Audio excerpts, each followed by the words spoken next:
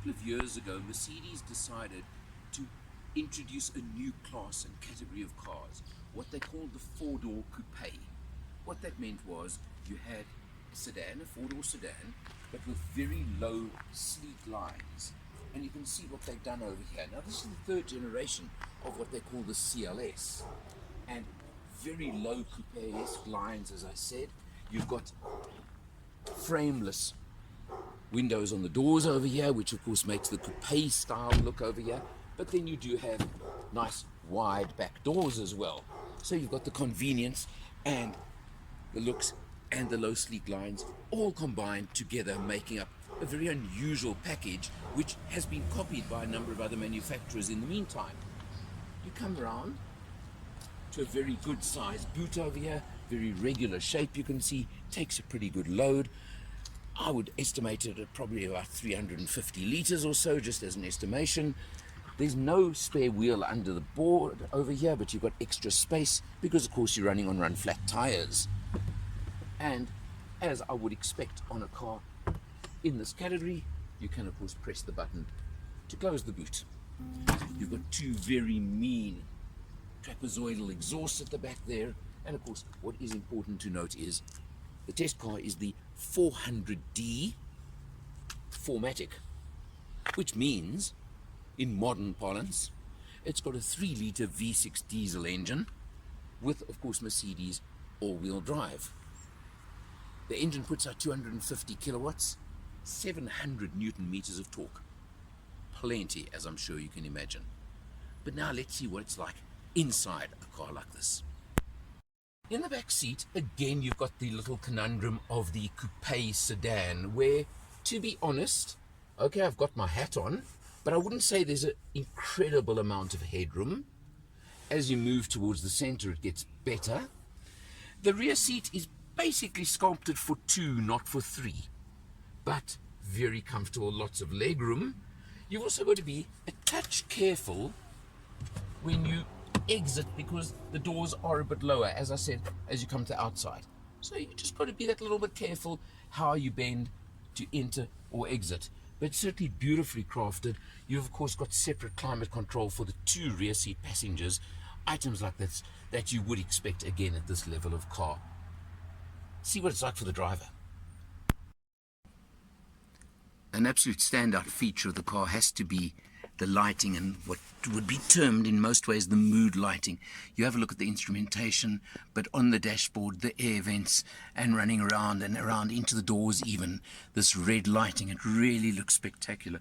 You've got this whole red effect, which can be changed. Of course, the colors can be changed with various settings, but it just gives you this most unbelievable ambience. And even you can see in the doors at the back and on the door sills when you open the doors, just the lighting effects that you get throughout the car make a very, very special place, and really it looks so very good.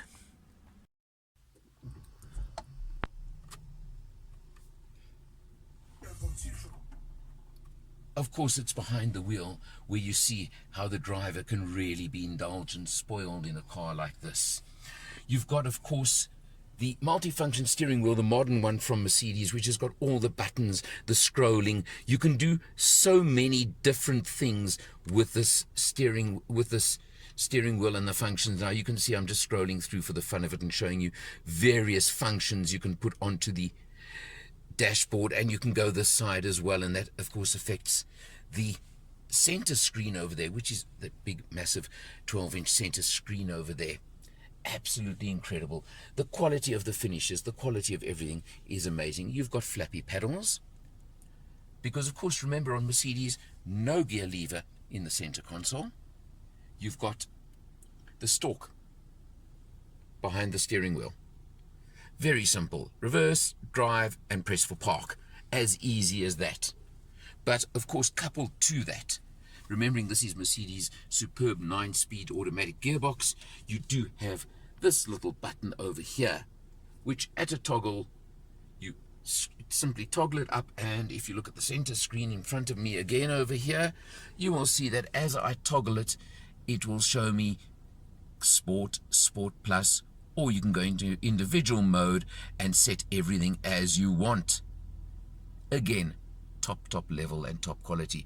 You do also have, I'm not sure if you can see it now, but you do have a heads-up display in front of the driver as well, which unfortunately is not quite showing as I'm showing it to you now. But you come back to the center screen, and of course you do have press a button into the home function and everything you may ever want.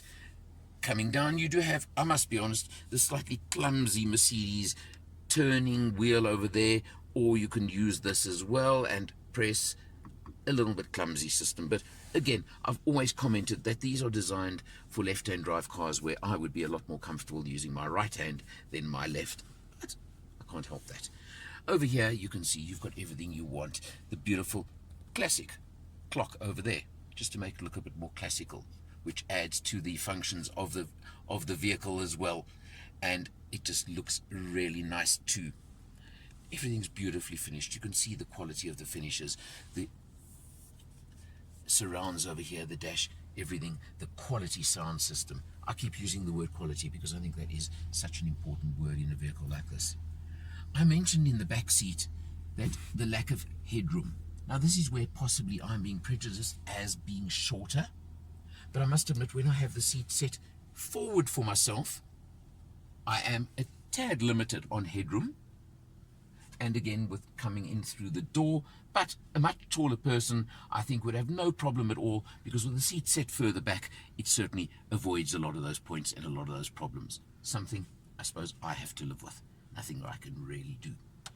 That 3-litre V6 diesel engine, of course, I mentioned 250 kilowatts, 700 newton meters of torque, incredibly smooth 9-speed gearbox. This car is a pleasure to cruise, whether it's on the open road or commute, it doesn't matter. It does the job, and it does it in luxury, in comfort, and in style, which I think is important.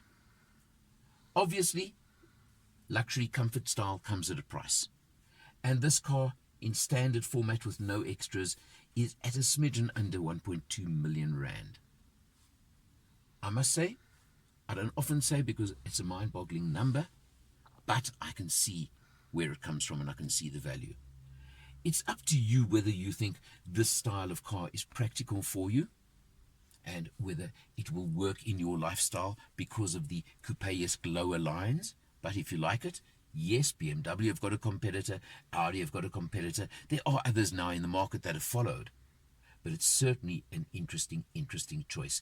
You've got that all-wheel drive. It's on the E-Class platform, so you know it's on a great, established, well-rounded platform as well. So it's got everything you may possibly need. And of course, it does include that 5-year, 100,000 kilometer full maintenance plan as well. Interesting car, great car to test drive from my point of view. And if you're in this market, check it out for yourself. For Motor Matters, I'm Eleanor, and I'll see you next time.